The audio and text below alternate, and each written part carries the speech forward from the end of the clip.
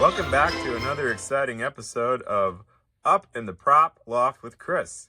What do we got cooking today, Chris? Oh, that was clever. That was clever. Today we're going to be talking about one of my favorite things to do, and that is making prop fake food. And this is just an assortment of some of the things that we have used on our set in different shows, and the different things that I've used to make them. It's kind of interesting.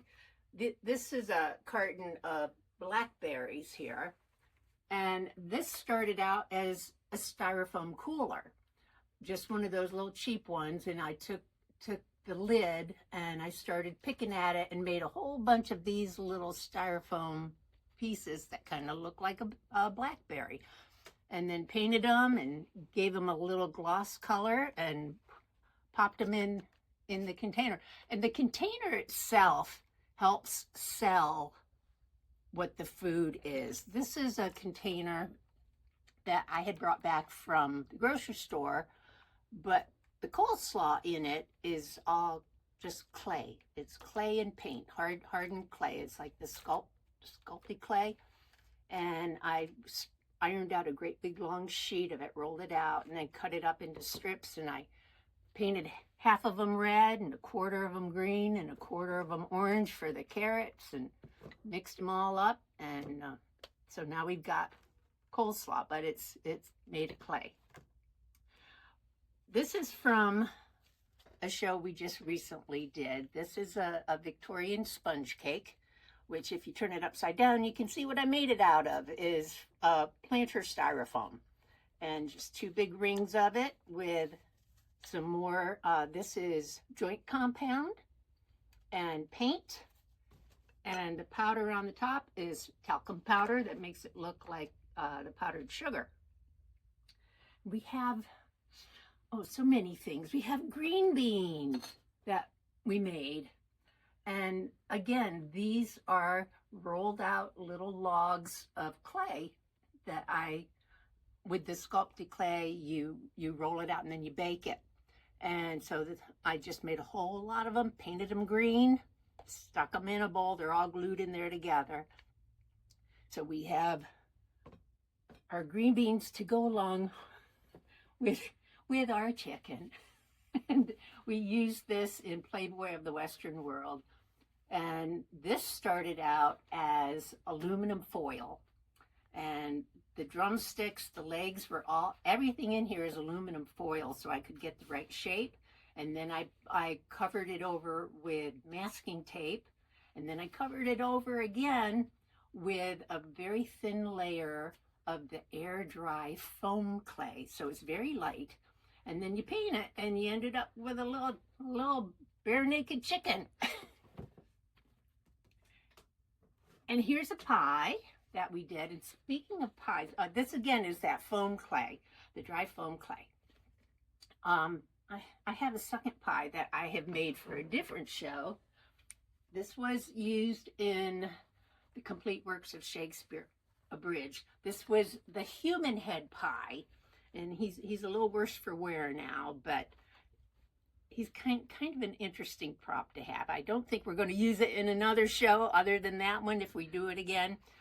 But yeah, he's got his tongue sticking out. Speaking of tongues, we did a show where I needed to make a beef tongue, and it needed to be flexible. So what I ended up doing for this beef tongue is the inside of this is memory foam, and I stuck it in a stocking and painted it. And so that's all it is a piece of memory foam and an old stocking and a bit of paint, because it needed to be flexible because the actor had a little conversation with it. So that's what this one is here. Clay is good for everything. We have a little dish here of little weenie Franks with their toothpicks in them. And just recently we did Calendar Girls. And so I had several big stacks of buns with the cherry on the top. And if you know anything about the show Calendar Girls, we did end up having to need bigger buns. So that's what these are. And this is just a plastic container that I painted. And this is, again, the air dry foam clay that I just rolled out into a big snake and then just rolled it up on top of it. And we did a show where we needed some egg salad sandwiches. They didn't get eaten, but they needed to come out of a basket. So again, a little clay, and this is EVA foam that I have made some bread out of. And the kids this summer just finished James and the Giant Peach, and they needed some big bread to make a spider sandwich. So this is our big bread. So if we needed that, we've got that. And this is a little bit worse for wear because this is an older prop. I had made a watermelon. I glued together several layers of Oasis, the foam Oasis, carved it out, and all the little seeds in here are clay that I made, and I put them in the oven and baked them and then painted them brown, and then I stuck them in the foam.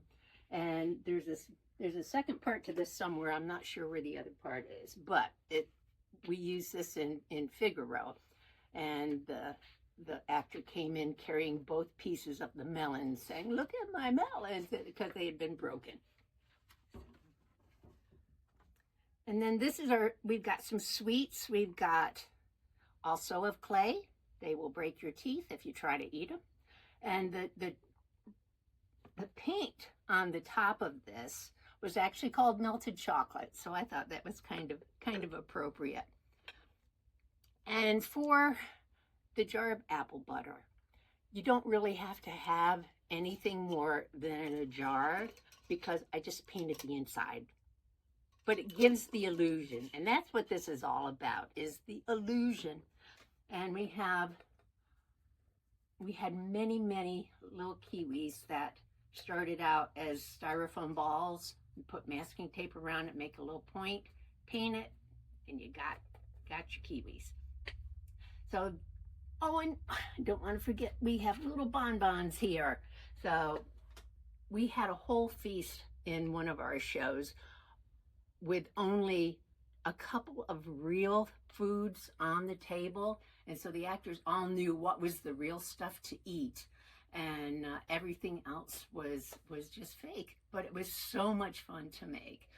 So this is, just a little sampling here of the food that we make here in the theater. But it's one of my favorite things to do. So that's what I have for you today. Hope you come back, join me again next time up here in the Prop Loft. Thank you, Chris. We'll see you next month up in the Prop Loft with Chris.